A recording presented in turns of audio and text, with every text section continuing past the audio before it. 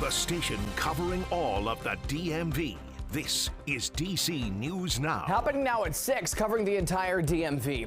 Winter storm leaving snow, sleet, and plenty of rain in the region. What areas are most affected? And the chance for another system early this week. And puppies stolen and another dog napping in the district. We're live on scene where 8 dogs were taken and the latest from police. Plus, we're stretching your dollar, the free fitness classes and gym visits to maintain your New Year's resolutions. And meteorologist Damon Matson and myself are tag teaming here the weather here at the top of the newscast. We'll have some snow totals for you, and we'll also show you the latest radar and what's to be expected coming up tonight. Coming up. All right, Scott, thank you. Good evening, and thank you for joining us for DC News Now at 6. I'm Ben Dennis. This Saturday evening, we're going to take a look around the DMV earlier today as that winter storm system moved on through. Snow coming down hard today in Hagerstown and western Maryland. A different scene in the district. Rain was the headline there. Northern Virginia saw some foggy and rainy conditions. In D.C., just rain and high winds at times, but no snow. Time is 6:01. Over to your weather alert with our meteorologists in-house. We got a live look on this DMV first warn day of Roslyn. It's dark out there, but we know in western Maryland, that light is going to be reflecting off of the snow. We've got Scott Sumner, meteorologist, standing by. Both have been tracking all of this today. Yes, indeed, Ben. And yeah, we have been paying attention. This storm system coming to an end, but we're starting to see some of the impact here from that storm system throughout the day. You had to go up toward the I-81 corridor in the Shenandoah Valley out toward the Allegheny front to find the snowiest conditions. And there are some of the official reports that have come in. Cumberland, 7 inches of snow. Kaiser, West Virginia, 6.8. But as you went off to the east, Inwood, West Virginia there, just off I-81, only 3 inches. Those snow totals dropped off sharply as we saw more of that wintry mix, a lot of sleet and freezing rain as well. And there are some of the ice reports mainly coming out of Northern Virginia, Paris, Virginia there, Bluemont, 1/10 of an inch of ice, and that has been causing some very slick conditions across portions of the region that saw more of that wintry mix and not as much of that icing that was out there too. Now, power outages have been a little bit of a concern, no question about it. We have been experiencing some of those additional power outages, in particular across Warren County, those numbers dropping a little bit, and then out toward Washington County, Maryland, a few folks losing some power there as well. So yeah, the ice and the snow certainly causing a little bit of an issue, but this storm system is quickly coming to an end.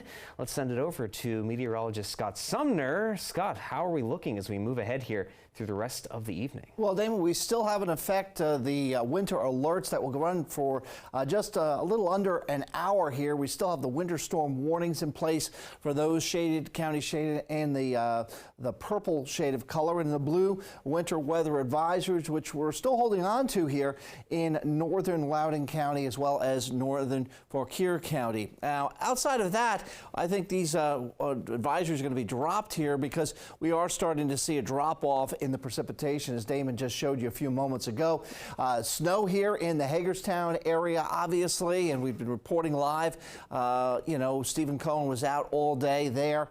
And again, Roslyn here on the weather side of things across the region. And also notice the visibilities aren't that great. They have lowered across the region from 1 mile at Frederick, 3 miles in the district, 1 mile out towards Woodstock, and lower visibilities here out towards Garrett County quite a bit. So as we go into the future here, our futurecast picks up on that moisture moving on out, both rain and freezing rain and snow, all leaving the region here by 8, 9 o'clock, and then we're going to kind of clear out of our system here, although we'll have clouds around this evening. We'll talk more about tonight's forecast temperatures and what to expect for your Sunday here this weekend coming up.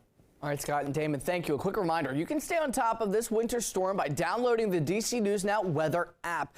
Just scan that QR code right there on your screen to download it. That way you can get the very latest information on your phone any day, anytime. And in Maryland, Prince George's County Police say that a teenage boy died yesterday after the stolen minivan that he was driving collided with a pickup truck. Officials say that 15-year-old Sean Shelton died on scene near Piscataway Road and King Gallahan Court. It happened yesterday around noon. The teen riding in Shelton's minivan was seriously injured in the crash. The driver of the pickup, however, also injured, but his injuries considered non-life-threatening. Police said it appears that Sheldon was driving the minivan in the wrong direction on Piscataway Road when he hit that pickup. The minivan had been reported stolen earlier in the day out of Charles County. Out of the district, DC Fire and EMS responded to this very serious crash in Southeast just this afternoon. We're told it happened at the intersection of Branch Avenue and U Street right around 1:30. 2 people hurt in that crash, one with critical life-threatening injuries. No other update on their condition at this hour. And police in D.C. also say that they have arrested a man after he stole a French bulldog during an armed robbery. You remember we brought you this story recently. Police say that back on December 22nd, the victim listed her dog named Mocha for sale online.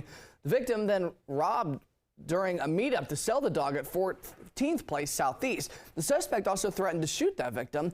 Police then reunited the owner with Mocha. Just late last week, 24-year-old Kyrie Holmes out of Southeast is being charged with armed robbery.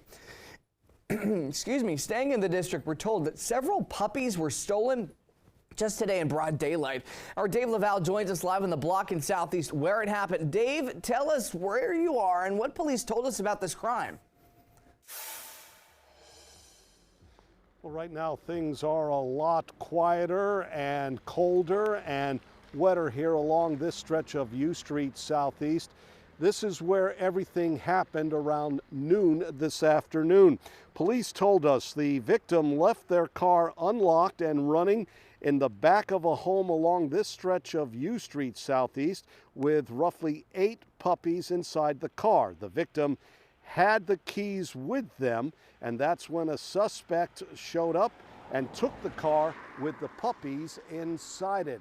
At this point, police do not have a description of the suspect, but ask anyone with information to call them. We're live in Anacostia. Dave Laval, DC News Now. Our thanks to Dave. Meantime, construction work on George Washington Memorial Parkway is now complete in a certain area. After months of work, drivers will see new traffic patterns on the southbound lanes. Trying to keep the same character and feel, but making sure everything is just as safe as possible for motorists. The most important thing is trying to adhere to that speed limit of 40 miles per hour. If they're going slow, they should be able to then see the new traffic pattern, ride it a few times, get comfortable with it. And now that the southbound lanes are complete, similar work will begin on northbound lanes. And Metro is reminding riders to plan ahead this weekend. Track and infrastructure work, we're told, will impact rail service on the red, blue, orange, and silver lines. On the red line, free shuttle buses will replace trains between Noma and Brooklyn stations. Rhode Island Avenue station will also close. On the silver line, trains will only run between the Ashburn and Smithsonian stations. Many trains will only run every 15 to 18 minutes. The green and yellow lines will have extra trains running to accommodate riders. These changes will be in place both today and tomorrow. And new tonight, a solution for the shortage of school crossing guards in Prince George's County, Maryland. Police officers will now help children get to school safely in more broad areas. The county executive, Angela Alsobrooks, says that the emergency plan will have officers covering locations until they can hire dedicated crossing guards. The initiative also includes a massive recruiting effort, increasing pay to $17 an hour and lowering the age requirement from 21 to 18 years old. Officials say that there are several reasons for the decline in crossing guards, including several retirements and the pandemic.